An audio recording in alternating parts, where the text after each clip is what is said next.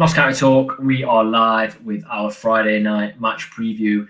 I can't believe I'm saying this, and if you'd have asked me 2 weeks ago, there's no way I would have been saying this, but can Notts tomorrow make it 4 wins from 4 and get that promotion pushed back on track?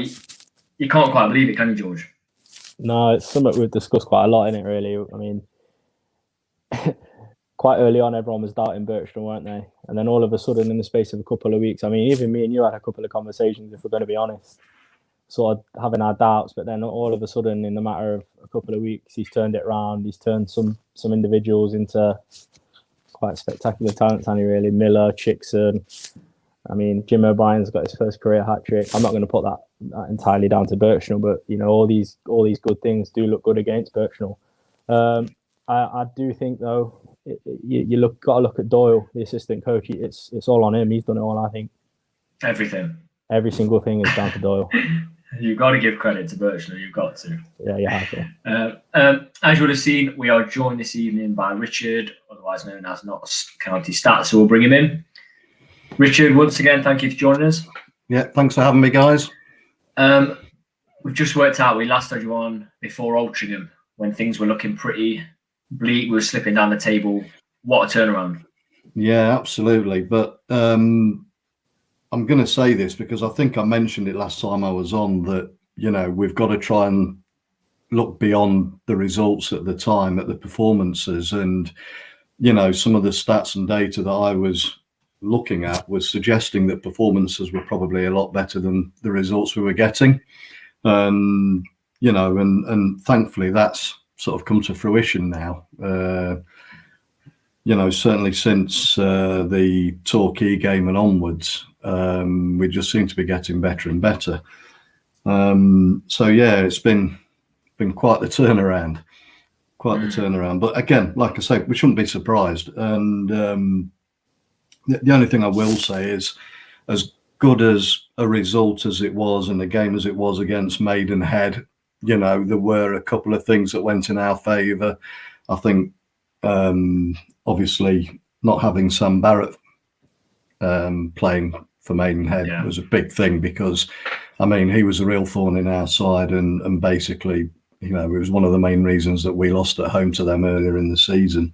And that would have knocked them a little bit with their confidence. You know, the rest of the squad, they didn't have enough players to put a full bench out, you know, and obviously with no goalkeeper after that unfortunate knock that the keeper got.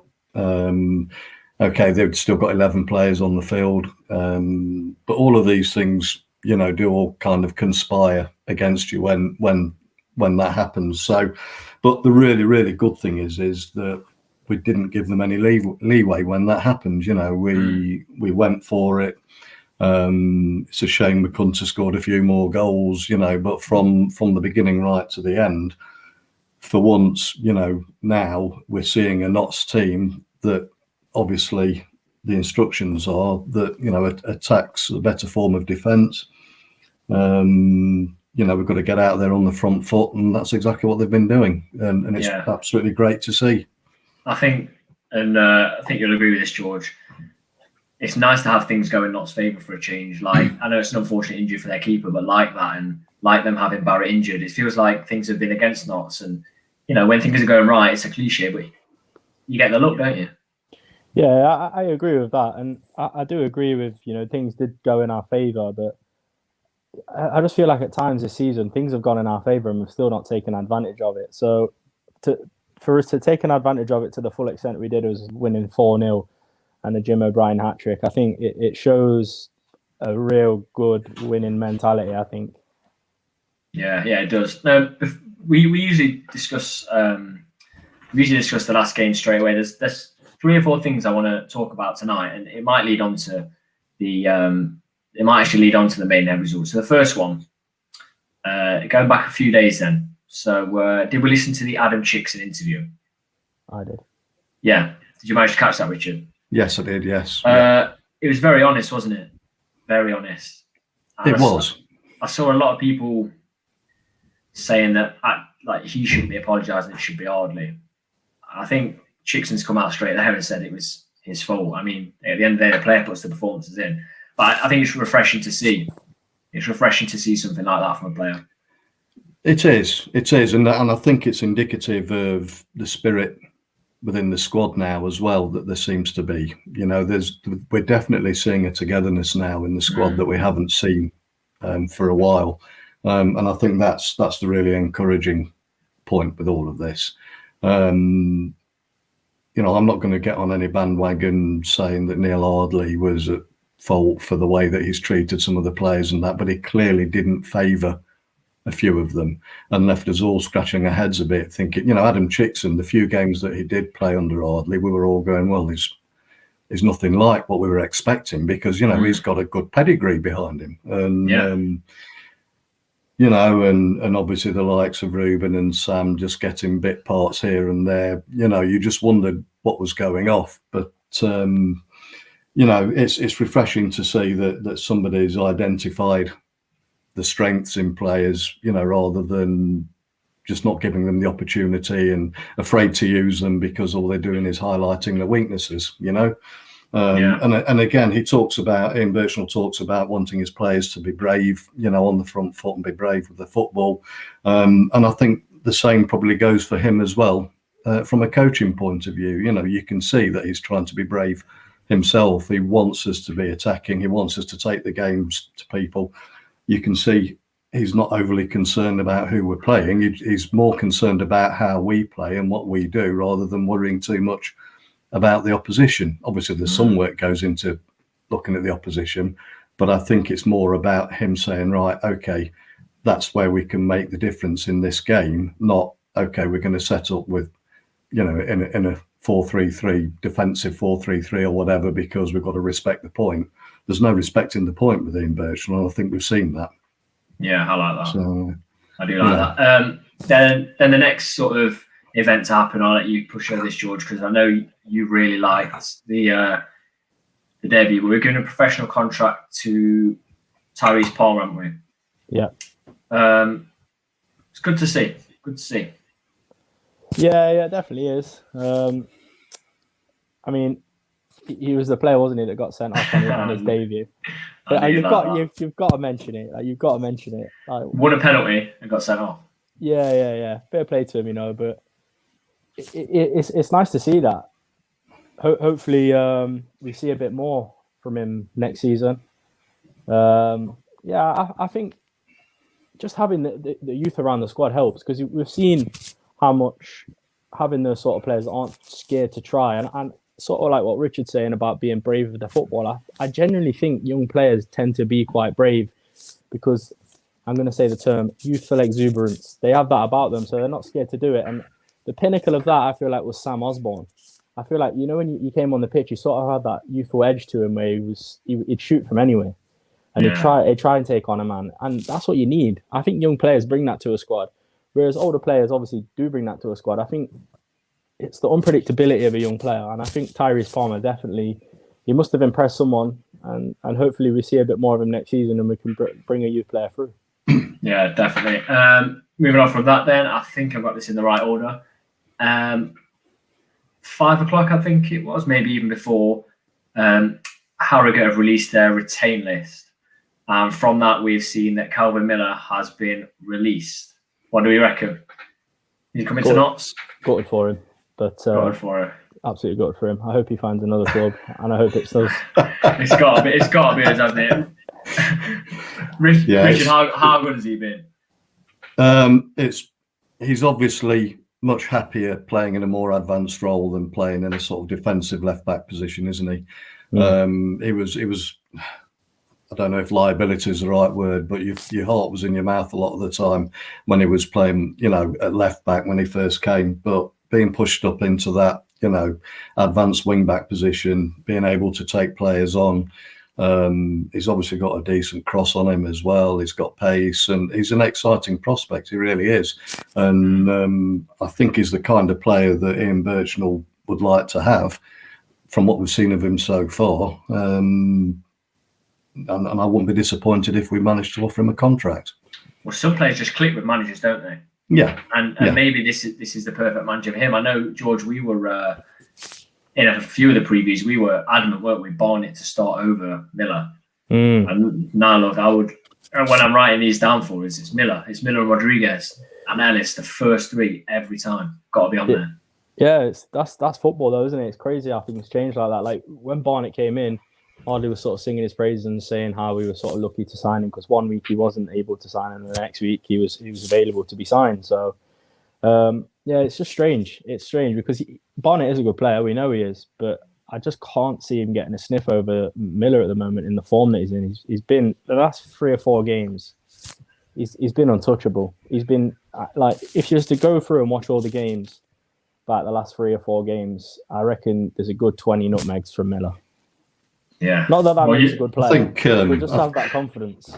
Yeah. I think the thing when you're looking at Jordan Barnett, like you were saying, I think the problem is with this new sort of 3-5-2 formation that Ian Birchnell's playing now, with the ability to have Chickson in that left back position in the back three, if you like, you know, giving Miller the space to do what he needs to do in a more advanced role. Barnett hasn't quite got that, you know. Yeah. He's kind of somewhere in between. Mm. So Miller's obviously got the edge over Barnett, and from that point of view, and he's been a little bit error prone as well at times. Barnett has.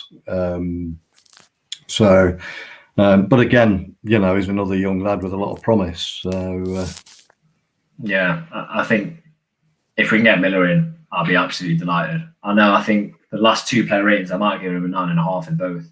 And then the final thing that's come out literally in the last couple of hours was the dates for the playoffs and the ground announcement.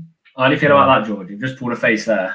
Yeah, like, well, you've seen how, I'm not going to say what I said to you, but I just think it's such bad planning to have one of the semi-final, is the semi-final game? Yeah, one of the semi-final games is on the 13th of June at 12 o'clock, and then England kick off then at 2 o'clock. Yeah. What kind of planning is that? Why can't they just have like either both games on the Saturday at the same time, or maybe even put one at 12 and then one at 3 or one at 5, whatever. Just change it around a little bit on that day. I can't see why you do that. It's a playoff, so fans are going to be watching. You know, they're going to be wanting to watch the England game as well. And you don't want to just flick from game to game. You like watching. Well, me anyway, personally, like watching the build up to games, and then what the managers have to say after games and stuff like that. And you're going to have to cut sort of all that stuff short to catch both games. And I just think, for the sake of a day, why can't the National League change that? And then it's like, you work hard, players work hard all season, try and make playoffs, and then you have playoffs is tough. No matter what team you are, if you're hitting fine form, the playoffs is tough. Like, especially in the National League, because it's pretty cutthroat because it's one leg. You don't have that second leg to sort of brush it up and get the win and regain a few goals, and then to get to Wembley, and we work out for that all season, and then now it's, where is it again? I can't remember where it was. It's at Bristol Stadium, isn't it? Yeah, Ashton Gate. Ashton Gate. Yeah, that's it. I think that's quite gutting, really. No, I think what worries me is, like, we're going to lose obviously players like Dion Kelly-Evans to the England squad. We're going to be without them in that semi-final, aren't we? And you've got people like, there's some class players that we're going to lose. But I know also the reason you're upset is because it's your birthday and you don't want a playoff loss and an England loss on your birthday if it was to happen. So exactly, yeah, because I'll have to have Monday off work. You're just upset in that respect. You'll have Monday off work if you win. Monday if you lose. The 13th of June is my birthday, so any birthday wishes I'll be grateful for. We'll put George's address in the chat in a minute. Thank you. So we've sort of gone through those 4 things that I wanted to go through. Back to the game then. We haven't even mentioned it yet. It's Bromley. Richard, how do you see Bromley as a side in this division? Well, they're obviously, you know, they've obviously got something about them. I mean, we've not played them yet, obviously, because we've got the two games to play them. They're unbeaten in the last 6 away games. The last away game that they lost was a close one at Chesterfield. They're 5th in the 6-game form table. They're 3rd in the last 6 away table, 3rd in the last 10 form table. So in the last 10 games, home and away, of everybody, they're 3rd in the table. So, you know, they are a team that are in form. you know, we all know about Michael Cheek, his leading scorer in the league. He's including a couple of goals in the cups as well. He's netted 24 times this season. Now he hasn't scored. He hasn't scored in the last 4 games. But you know, whether that's a good thing or not is debatable. So, yeah, the only thing I would say is, if you look at their last 6 and our last 6, this is an indication of how our team have changed and how Notts have changed compared to maybe a couple of months ago. Because Bromley in their last 6 have scored 7 and conceded 4. Notts' last 6 have scored 14 and conceded 7.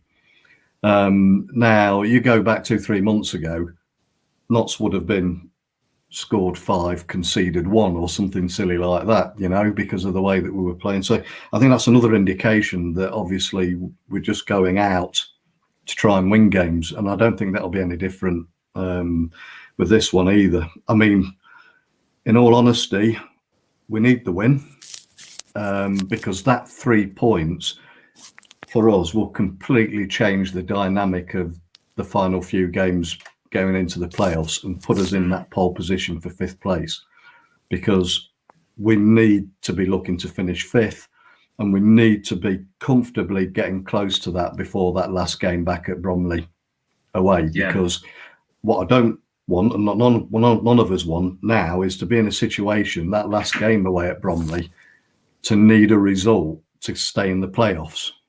You know, at the very worst, I want us to be needing just a draw to consolidate 5th place or something. So, you know, I think a win tomorrow, and then if we can get a draw at Wrexham, and you'd like to think we'd put Weymouth to the sword, you know, next week. By then, I would really hope that, you know, it's settled and that 5th place is ours.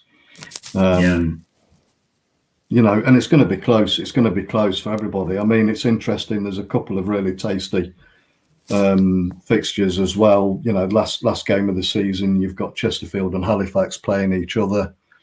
Tricky. You know, Wrexham, apart from us, all right, they've got Dagenham last game of the season. They were on a good run. They've got Boreham Wood, then us, and then they've got Kings Lynn in between. So, you know, I think if we're going to be honest, I can see Wrexham. I can see us having our being in the playoffs, and we'll be up against Wrexham or Chesterfield in the first game in the playoffs. Yeah. So, George, you worried about Michael Cheek? Obviously, 24 in all competitions. Yeah, he's obviously a threat, isn't he? And that's that. You said it briefly before we started this.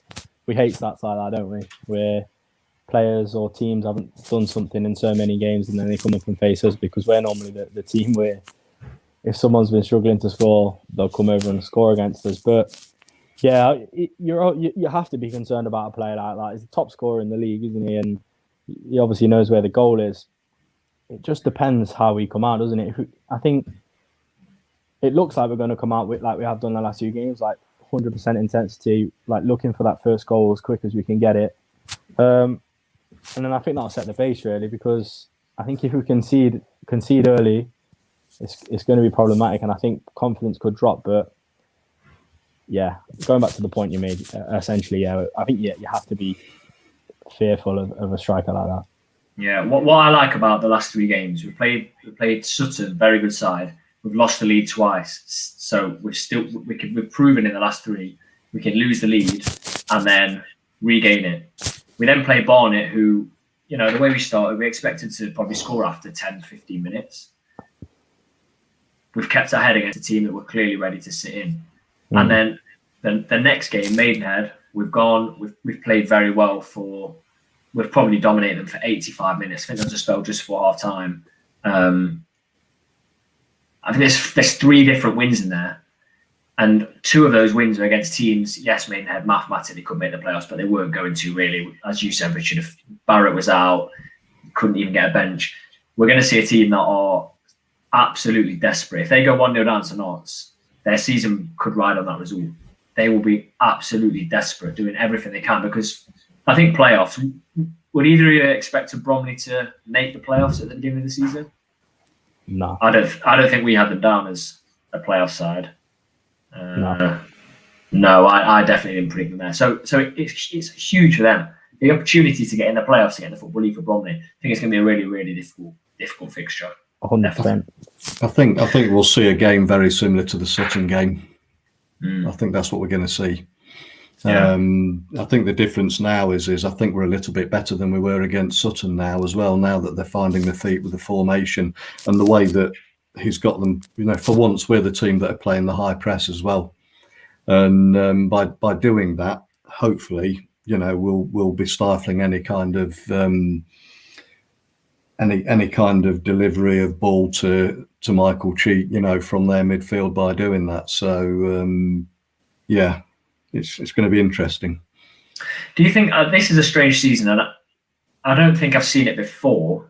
Certainly not at this level, where there's been as many unbeaten runs as we're seeing with teams at the minute. You've had Hartlepool, who went double figures unbeaten, I think. Torquay, the same. Sutton, the same. It's not out of the question, is it, that we could go the rest of this season unbeaten the way we're playing?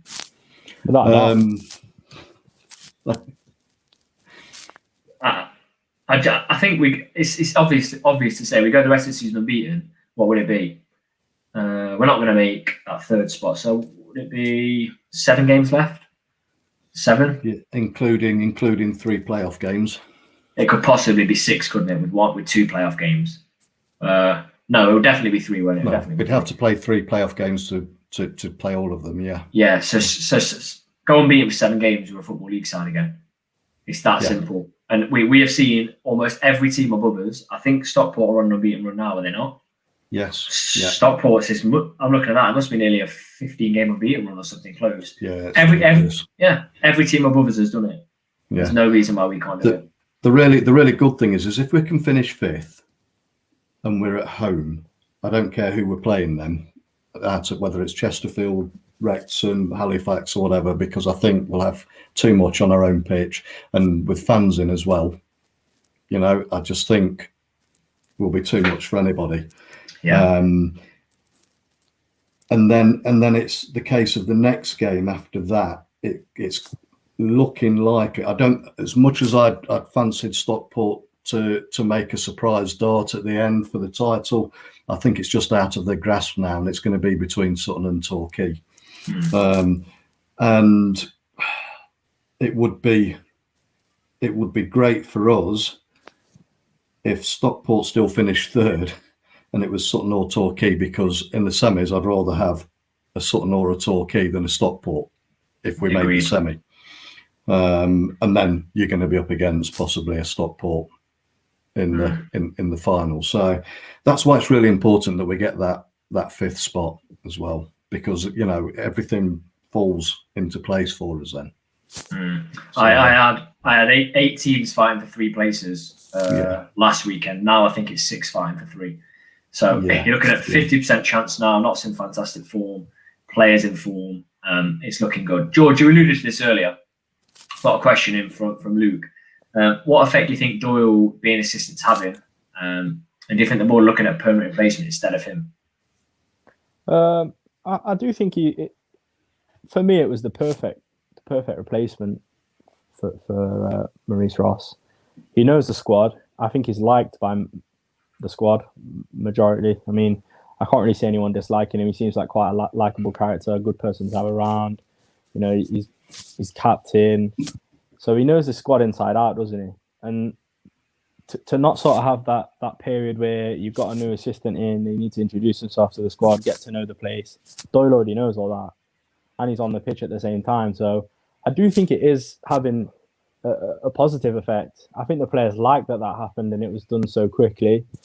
Do I think that the board will be looking to replace him permanently? At this moment in time, I think they probably would be, but not in the case of replacing Doyle, because I think at the end of this season, no matter what Doyle does, he'll probably be offered that position. But these are the type of owners to have their finger on the pulse for an assistant manager from Switzerland or something like that. Yeah. So yeah, I think they're always going to have their finger on the pulse on that regard of looking for someone new. But I also do think that if Doyle does hang up the boots next season, at the end of this season, I wouldn't mind seeing him the assistant coach.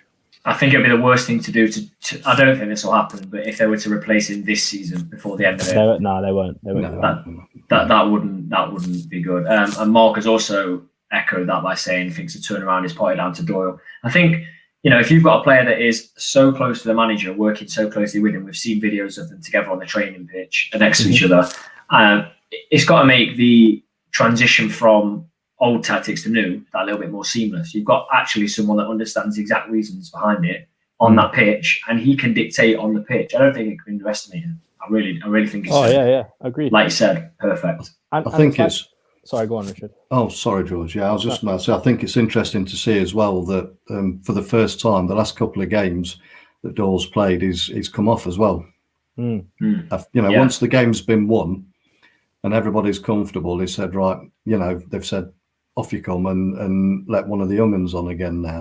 We've had Regan Griffiths coming on and getting some more game time and what have you. And I think that's quite telling as well, because it's almost as if, Doyle is kind of preparing himself for spending less time on the pitch and more time on the sideline, I wouldn't be disappointed if he was here in that role or in some sort of coaching role next season. I'd be over the moon, to be honest. Yeah. I agree. No, briefly to sort of what Tom was sort of saying, I think as well, the way that Birchall's obviously come in and changed things, I think it would be easier for Doyle to pinpoint certain players and certain areas of play that need changing to the way Birchall's played to the way that Ardley had set it in, other than having the assistant that's come in externally. Do you know what I mean? So it's going to be easier for Doyle to pinpoint what needs to change and who and where than it would be someone who's just been brought in externally and has got this behind them and that behind them. Do you know what I mean? So I'm surprised it's not been done before. When you think about it logically, it makes sense to have a sort of a middleman getting it on the pitch. I don't know. I think it works very, very well. I'm not sure why it's not been done before. Edward Davids did a good job, didn't he? That time, was it Barnet he was at? Didn't he literally fight with a player or headbutt a player or something? Yeah. That's not a great. Didn't he? That's not a great job. I'm not sure if we've lost Richard briefly. I think we have. Which would be disappointing, but he can rejoin us in a second.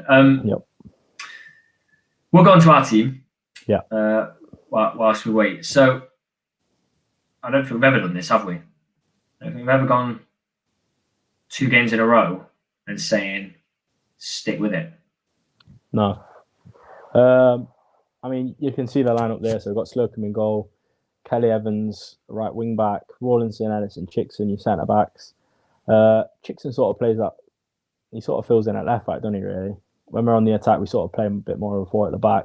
So Miller can go up and show his talent, take the men on, get the nutmegs in, get the assists going. Reeves and Doyle sort of. I think Doyle sits a little bit deeper than Reeves, doesn't he? And then you've got O'Brien and Rodriguez. I mean, O'Brien and Rodriguez were both making runs into the box, weren't they, on Tuesday night? So it's not like they were central midfielders and they were told to work in that zone and that zone. I think they were told to make those runs. And you see from the first goal where Doyle puts an exquisite ball into O'Brien. And the touch from O'Brien and the finish was just brilliant. That sort of goal, I mean, quality goal. Rodriguez, a man who is on fire at the minute. And Wharton as well, like he's in great form. I mean, I think he'd be gutted to not have as many goals, but his performances have been really good. So I think we've called it a 5-3-2. We've called it that basically because Rodriguez in this formation isn't one of those central 3, but at the same time, I suppose you could call it a 5-3-1-1. But there's so much movement and fluidity in there. Yeah. I mean, you could call it a million things. You could call it like a 5-2-2-1, because I feel like O'Brien doesn't sort of play central. He's making the runs. I think at times he's higher than Rodriguez. Yeah. Yeah, O'Brien's got energy. Yeah, he has loads of it as well, and he's not scared to run at players, you know. No. So that's our lineup. We've gone the same. That shows we're trusting the manager. It's always good to have the same ideas and saying you want an unchanged squad. Richard, it seems, is back with us. Can you hear us, Richard? Yeah, hi guys. Sorry about that. No worries. We've just gone through our team. Quickly before I get your prediction, what would you do with the lineup? I think I'm probably going to be saying similar to you guys. Really, I wouldn't want to change too much. I think if I was in Birchnell, depending on, I could imagine him giving Dion a rest and sticking Bromley in. But other than that, I can't see that he can change a lot more. So yeah, I don't think there's going to be any great changes. Do you think fatigue will come into it at all with Wrexham and then Weymouth straight after?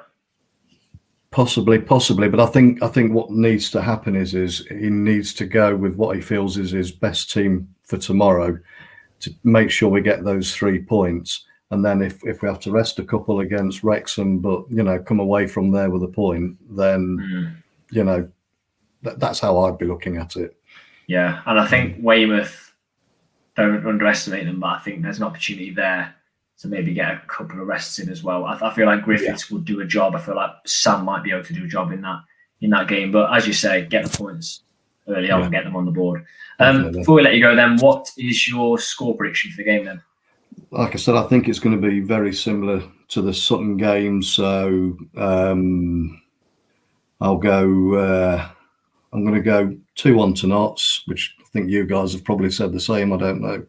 But the last time I predicted something that was going to be tight and what have you, I think I was out by about 4 or 5 goals. So hopefully, that was it. I hope it's right again, and it's us that have got the 4. Yeah. So, I think Notts will just do it, but by the odd goal. Yeah, if that whatever the result is, a win is absolutely huge. Richard, thank you again for joining us. Really appreciate it. Always great. Pleasure. Thank you. Thanks for having me. Thanks, Richard. Cheers. Speak soon. Bye. Just before we go on to our predictions, we've got a question in. How many fans are in for the Weymouth game? It's 4,400, or is it just 4,000? 4,400. Yeah, and that is crazy. That's 8 days away. Oh my God. I cannot tell you how much I'm looking forward to that. I know. I'm shaking. I'm actually shaking. Look at you're a mess, mate. I'm a mess. Next Friday night, mate, we're doing all-nighter watch-along because we're not going to be able to sleep. Yeah, just sat up, rocking, ready. Shaking. I'll go with my prediction. Richard predicted a 2-1. I've gone completely different, and I've gone 2-1. Yeah. And I think very similar to what Richard was saying. Rodriguez and Wootton with the goals. Rodriguez absolutely on fire. Well, he's literally running teams ragged. He's in the positions to score. The way he's taking the finishes, you've just got to look at, I think it was Barnet. What a finish in that Barnet game. Wootton starting to do pretty well. So I'm going to go for 2-1.